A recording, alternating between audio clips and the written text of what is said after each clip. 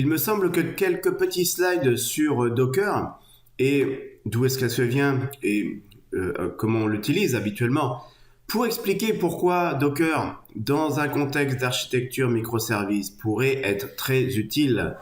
Eh bien, ça me semble indispensable. Donc, tout d'abord, on va rappeler l'intérêt des conteneurs. Ensuite, on va décrire l'avantage ou les avantages de Docker et ensuite décrire un petit peu l'utilisation de Docker qui, je suis d'accord, peut être multiple. Alors, l'intérêt des conteneurs. D'abord, ce que l'on veut, nous, c'est conteneuriser les services. Alors, conteneuriser les services, ça veut dire encapsuler les différents services que l'on va décrire, que l'on va écrire, de façon à les isoler de ce qu'il y a autour. Donc, vos services, a priori, n'ont pas de raison d'interagir avec les services d'à côté. Donc ça, c'est vraiment ce qu'on cherche au départ, l'indépendance des services. Je rappelle que les conteneurs Docker viennent des conteneurs LXC de Linux, et ces conteneurs LXC sont basés sur la notion de namespace, d'espace de nommage, qui permettent d'isoler les processus sur le système Linux. Cette isolation, elle est donc, on va dire, native, en fait, dans les conteneurs. Alors après, les modes de communication entre les différents conteneurs Docker, ben là, en fait, ça dépend de ce que vous voulez faire, mais disons qu'il est possible d'ouvrir, en fait, les conteneurs à l'extérieur. Donc là, si on veut, au départ, on isole correctement et ensuite on ouvre. Donc, quelque part, l'intérêt de ces conteneurs, il colle pile poil, enfin, ce que vous pouvez faire avec ces conteneurs, colle exactement à ce que vous voudriez faire avec les services d'une architecture microservice. Avantage de Docker, alors c'est d'abord un support très large sur les systèmes. Je veux dire, c'est pas limité à Linux. C'est vrai que d'origine, c'est Linux, le support est complètement intégré, ok, mais en fait, aujourd'hui, vous pouvez le trouver sur n'importe quel système, et même Windows, même des Raspberry avec un Debian. Outil bien connu des développeurs, en l'occurrence, effectivement, Docker a plusieurs usages possibles, et moi je le présente ici dans l'optique de l'architecture microservice, mais on pourrait très bien vouloir utiliser Docker pour encapsuler des bases de données de test ou des outils de test auxquels on voudrait se connecter. Donc c'est un outil très connu par ailleurs que l'on peut vouloir réutiliser.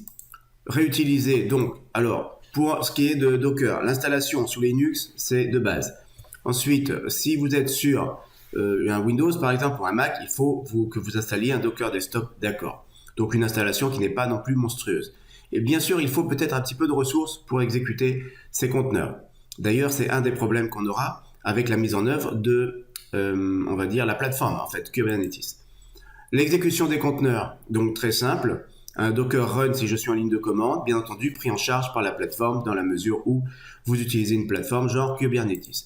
Et enfin, donc, il y a cette notion d'image en Docker qui est quand même super intéressante, à savoir que vous pouvez décrire la totalité des futurs conteneurs Docker en créant ce qu'on appelle des images. Ces images sont stockées dans un repository qui par défaut va être Docker Hub, donc directement accessible sur Internet, mais qui pourrait très bien être dans un repository local. Donc cette création d'images peut se faire de plusieurs façons. Vous pouvez avoir des créations d'images par fichier ou bien par Docker préalable que vous ensuite vous figez dans une image. Si je veux exécuter, donc donner quelques exemples en fait de l'exécution d'un Docker. Donc je suis ici dans une console, peu importe, je vais faire appel à Docker pour vérifier que sur ma machine Docker effectivement fonctionne très bien. Alors ensuite, si je suis en ligne de commande, je peux aller vérifier les images que j'ai en repository local. Alors il y en a quelques-unes ici. Il y en a quelques-unes ici d'ailleurs en fait, quelques-unes qui dépendent pas que de moi, puisqu'en fait il y en a certaines qui, comme vous le voyez ici, commencent par K8s, qui veut dire Kubernetes. Donc Kubernetes en fait a ses propres conteneurs qui tournent actuellement sur mon poste. Je n'ai pas spécialement paramétré le poste local sur lequel je suis de façon à utiliser Docker ou Kubernetes. Enfin, j'ai rien fait de particulier pour enregistrer cette vidéo. Et on voit qu'il y a déjà des conteneurs qui tournent.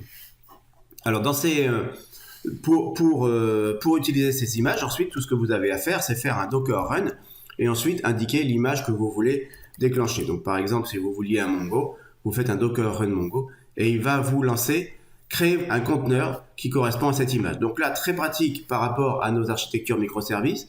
Ça veut dire que quelque part dans un repository, vous avez une image, comme par exemple Mongo. Si cette image est changée, en fait, on peut avertir la plateforme pour qu'elle aille relancer un conteneur qui correspond à cette image.